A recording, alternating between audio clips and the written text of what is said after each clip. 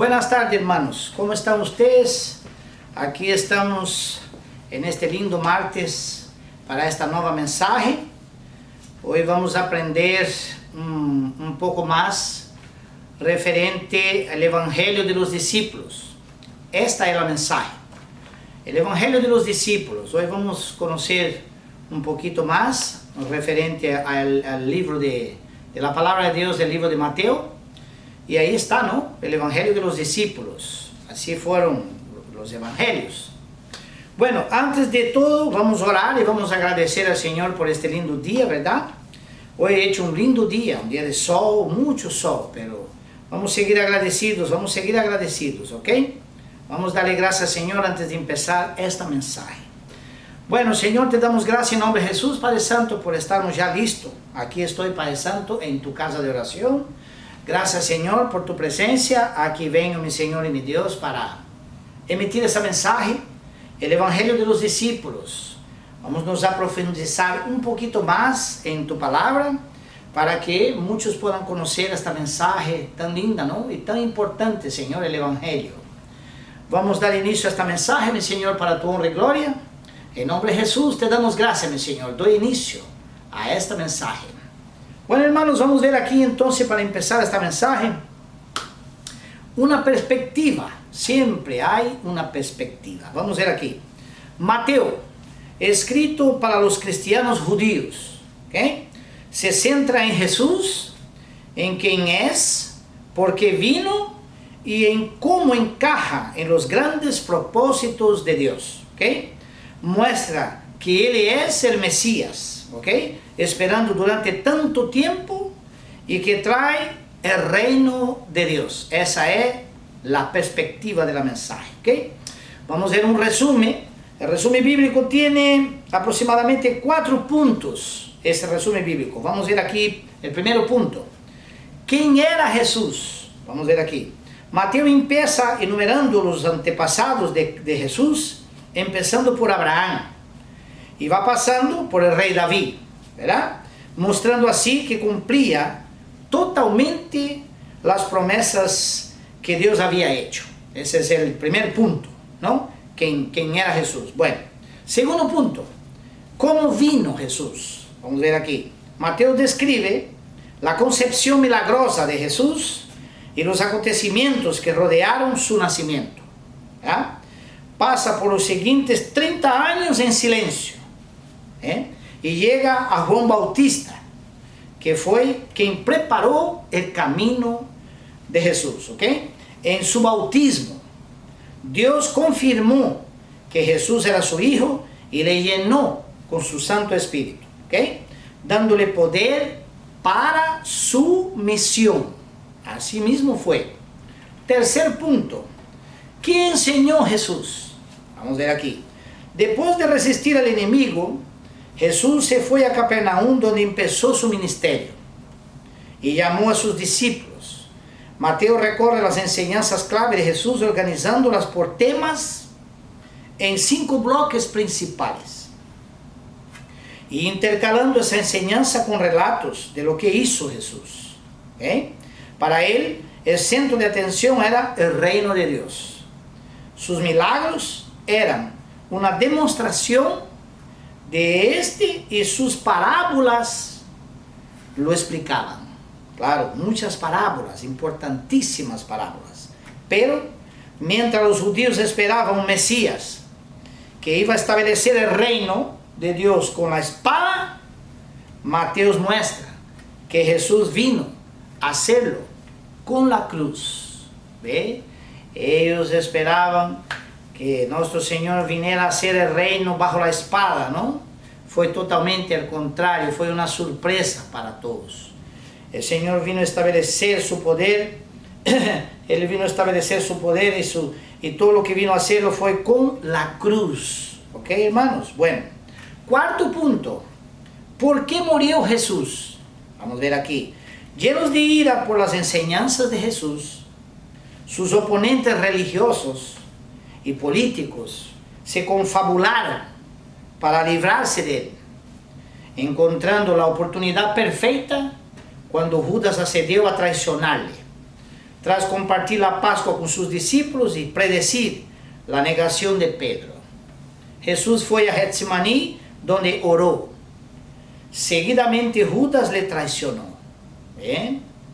Después de varios juicios a lo largo de la noche, Jesús fue crucificado y enterrado.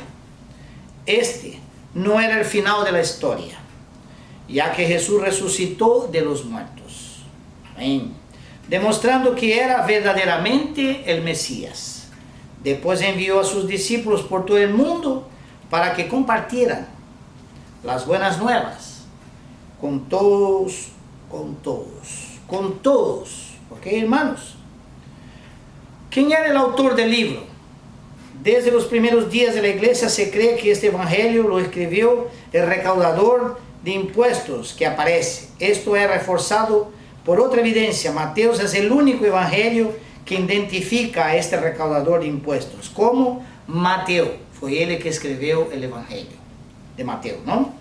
Más aún, su estilo deja entrever su interés por los números y el conocimiento del entorno local, lo que sería de esperar de un recaudador de impuestos que viviera en ese lugar en ese tiempo. Este Mateo fue uno de los discípulos de nuestro Señor Jesús. Así que Mateo fue uno de ellos, ¿verdad? Bueno, ¿cuál es la fecha del Evangelio? ¿Cuál es la fecha del Evangelio? Bueno, Mateo cita mucho el Evangelio de Marcos, por lo que es obvio que escribió su Evangelio más tarde, probablemente en los años 60, pero con toda seguridad antes de la destrucción de Jerusalén en el año 70 después de Cristo. ¿Okay? Ahí tenemos esa fecha para tenermos este conocimiento.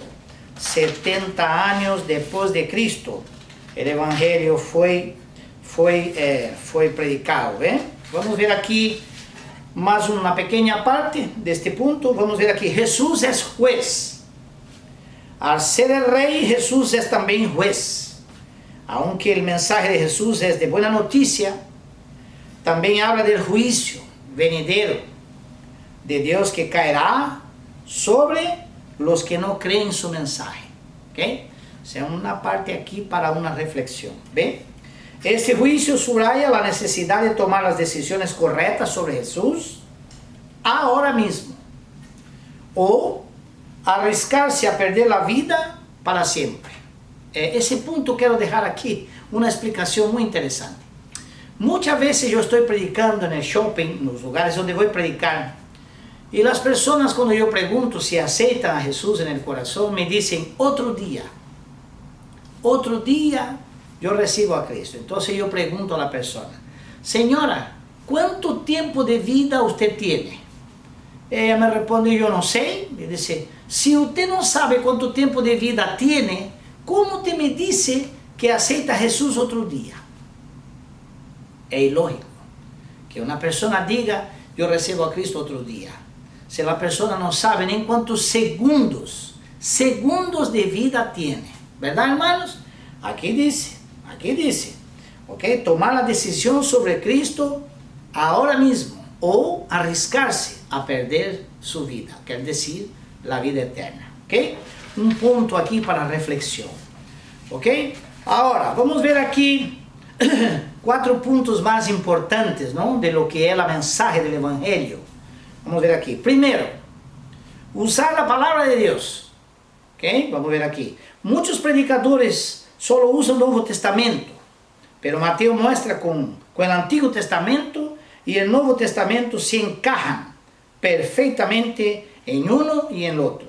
Jesús no vino para abolir el Antiguo Testamento, sino para cumplirlo. ¿Okay? Como se ve en Mateo, que lo cita a menudo. ¿Okay? Quería que viéramos a la continua actividad de Dios en la historia, desde Abraham y Moisés hasta el final de los tiempos. Los predicadores sabios reflejarán esto en su predicación. ¿Okay? Eso quiere decir que el Antiguo Testamento y el Nuevo Testamento son las profecías. El Nuevo son las profecías de lo que fue prometido, profetizado en el Antiguo Testamento. Entonces, el Antiguo fue la profecía, el Nuevo se cumplió. ¿Ok? Y ahora faltan algunas profecías para se cumplir. Y una de ellas es la venida de Cristo a este mundo. ¿Ok, hermanos? Bueno, vamos para el segundo punto. Depender de la palabra de Dios. Para Jesús la palabra de Dios no era algo que había que ocultar, como hacían los fariseos, sino una realidad dinámica, capaz de cambiar vidas. Él dejó clara su confianza en ella, ¿ok? Y su dependencia de ella. La palabra de Dios sigue viva y activa. La palabra de Dios, ella no vuelve vacía. Cuando se predica la palabra de Dios, ella no vuelve vacía, ella penetra más que espada de dos hilos. ¿Ok, hermanos? Muy importante saber eso. Vamos a ver aquí una palabra de Dios que está escrita en Mateos 4:23. Mateos 4:23. Y recorrió Jesús toda la Galilea, enseñando en las sinagogas de ellos, y predicando el evangelio del reino, y sanando toda enfermedad y toda dolencia en el pueblo. Palabra de Dios. ¿Ok, hermanos? Vamos a ver aquí, estamos terminando. Tercero punto importante del evangelio, enseñar la palabra de Dios. Mateo comparte 5 bloques principales de la enseñanza de Dios, aunque está claro que Jesús enseñó mucho más.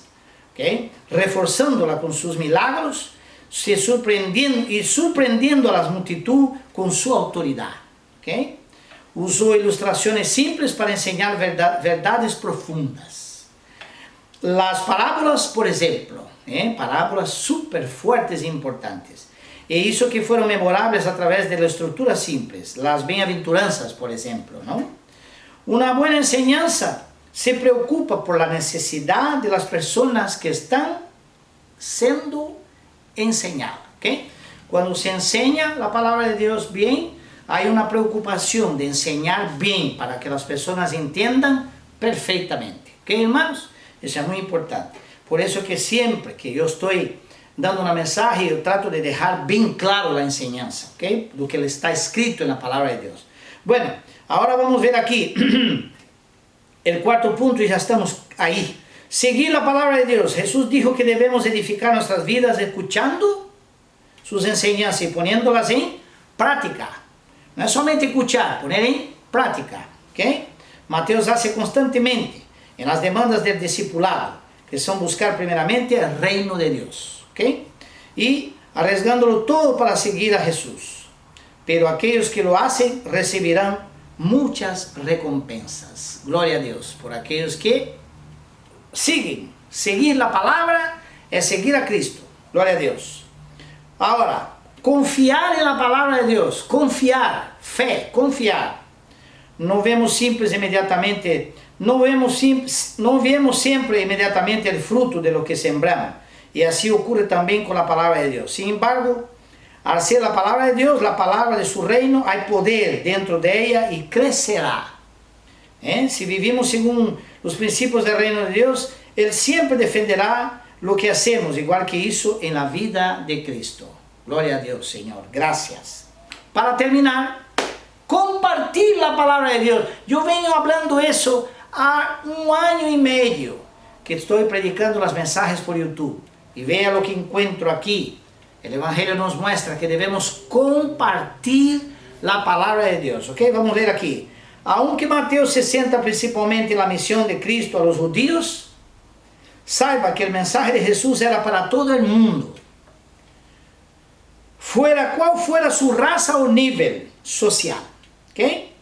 Nuestra predicación del Evangelio no se puede ceñir solamente a nuestra gente. ¿Ok, hermanos? Eso quiere decir que aquí tenemos una ordenanza, ¿verdad? No podemos estar resumidos a solamente nosotros mismos, como cristianos. La mensaje alcanza un número de views de los cristianos, pero los cristianos deben compartir para alcanzar más personas. ¿Ok, hermanos? No se olviden de eso, porque eso es una ordenanza. Incluso el apóstol Pablo dijo: orai por nosotros para que la palabra de Dios sea compartida. Hermanos, el compartir es muy importante, hermanos. Yo sigo pidiendo a ustedes que compartan los mensajes de nuestro Señor Jesucristo. ¿Ok, hermano? Aquí mismo está escrito, en el Evangelio, dentro de lo que es el Evangelio, el Señor nos dejó, debemos compartir. La palabra dice ir y predicar el Evangelio a toda criatura. Nosotros no podemos nos resumir en un pequeño grupo que escucha la mensaje. Tenemos que escuchar y inmediatamente, clic, compartir. Una vez más, con todo mi amor, con todo mi respeto, yo digo a ustedes, hermanos, debemos compartir las mensajes inmediatamente. ¿Ok, hermanos? Hoy aprendemos aquí entonces lo que es el Evangelio de Mateo, el Evangelio de los discípulos. Vamos a darle gracias al Señor. Son mensajes muy importantes para que las personas van conociendo la palabra de Dios. ¿Ok? Hay muchas personas que creen a su manera. Eso es un gran error. Por eso que debemos compartir, para que la persona escuche la palabra como es. Y el Señor hace la transformación en sus vidas.